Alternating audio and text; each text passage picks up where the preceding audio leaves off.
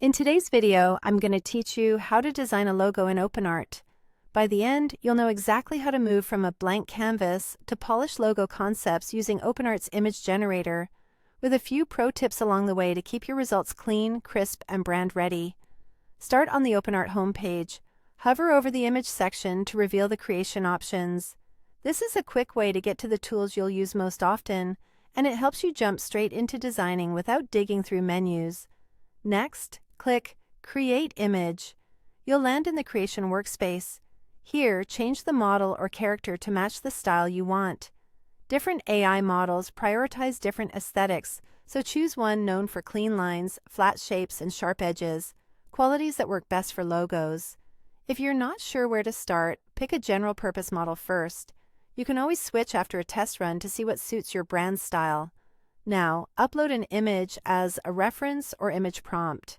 This could be a rough sketch, an existing symbol you like, or even a color palette swatch. The reference gives the model context without forcing it to copy exactly. Click Upload to attach it and confirm it's visible in the prompt area before you move on. Type a detailed prompt that clearly describes your logo. State the brand name if you want it included, the icon idea, the mood, and the color direction.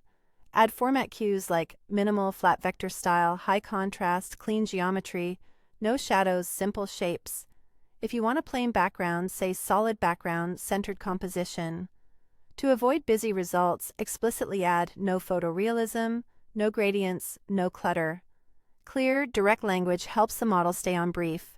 Change the aspect ratio to square.